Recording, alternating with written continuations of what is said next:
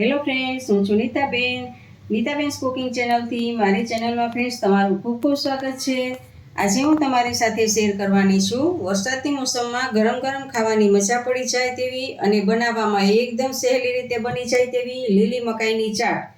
તો ફ્રેન્ડ્સ, ચાટ બનાવતા પહેલાં તમને મારી આ ચાટ ગમે તો લાઈક અને શેર કરજો, અને મારી ચેનલને હજી સુધી તમે સબસ્ક્રાઈબ ના કરી હોય તો સબસ્ક્રાઈબ કરજો, અને બાજુમાં રહેલ બેલ આઇકન પ્રેસ કરજો, જેથી મારી નવી રેસીપીના નોટિફિકેશન તમને મળતા રહે. તો ફ્રેન્ડ્સ, ચાલો બનાવીએ.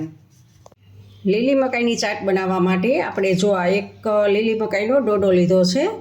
તો આપણે એક કુકરમાં પાણી લીધું છે અને એમાં એક સ્ટેન્ડ લગાડવાનું છે, અને એની ઉપર આપણે આ કાણાવાળી છીબો મૂકશું. પણ એની પહેલાં આપણે આમાં નિમક નાખી દેવાનું છે, જેથી ખારાશ આમાં બેસી જાય. એટલે જુઓ, અડધી ચમચી મેં રેગ્યુલર અડધી ચમચીમાં નિમક નાખેલું છે, અને આ કાળાવાળું છીબું મૂકેલું છે. હવે આખો આમાં નહીં સામે, એટલે આના 2 ભાગ કરી દેશું.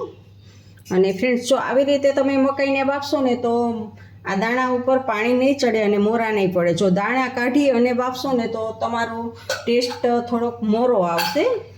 તો આ એકદમ ટેસ્ટી બનશે આવી રીતે બાફવાથી. તો ફ્રેન્ડ્સ, આને હવે આપણે ગેસ ઉપર રાખવાનું છે. જુઓ ફ્રેન્ડ્સ, આને આપણે 6 થી 7 વિસલ વગાડવાની છે.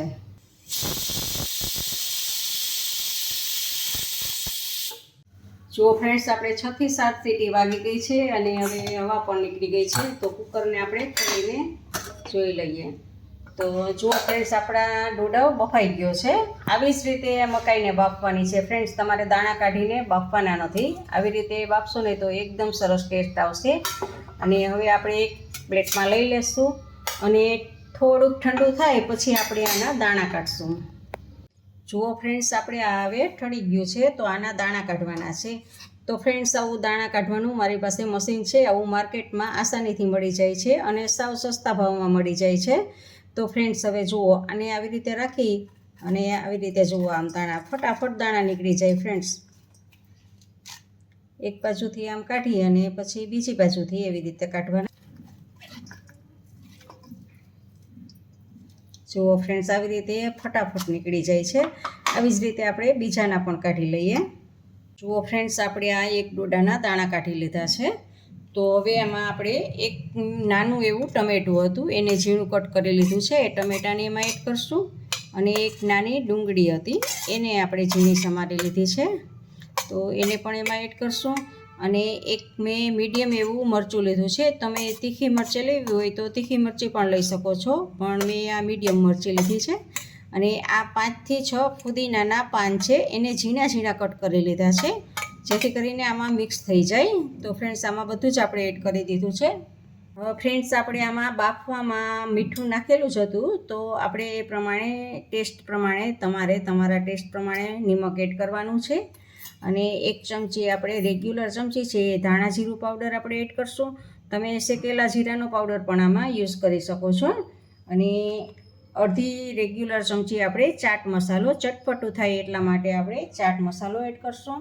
અને થોડુંક આપણે ચીલી ફ્લેક્સ એડ કરશું. એ તમે તમારે કરવો હોય તો, નહીંતર સ્કીપ પણ કરી શકો છો.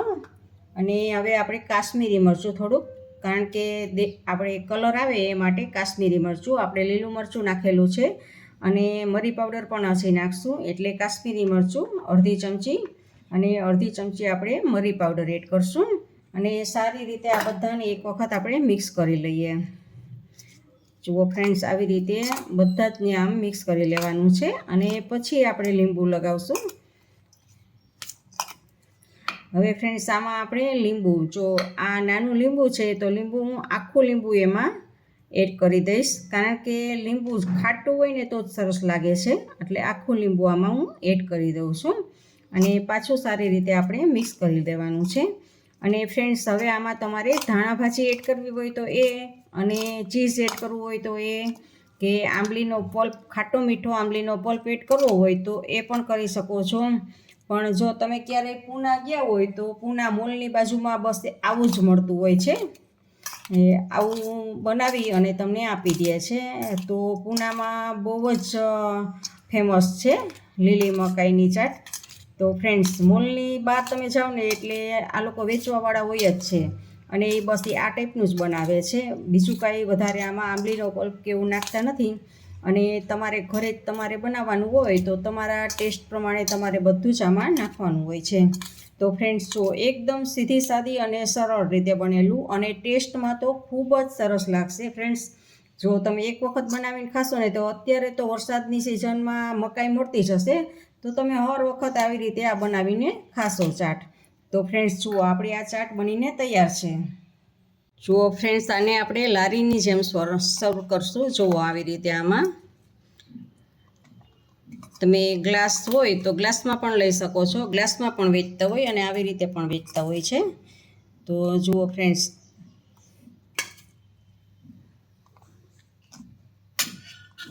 અને હવે ઉપરથી આપણે ફુદીનાના પાન ગાર્નિશિંગ કરશું અને લીંબુ.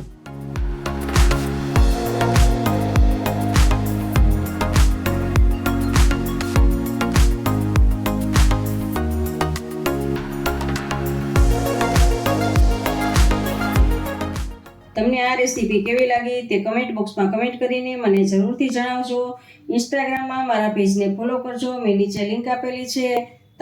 તમને આ ચાટની રેસીપી ગમે તો લાઈક કરી અને તમારા ફેમિલી મેમ્બર્સ અને ગ્રુપમાં શેર કરજો, અને મારી ચેનલને સબસ્ક્રાઈબ કરવાનું ભૂલતા નહીં. આવજો, બાય. ફરી મળીએ નવી રેસીપી સાથે.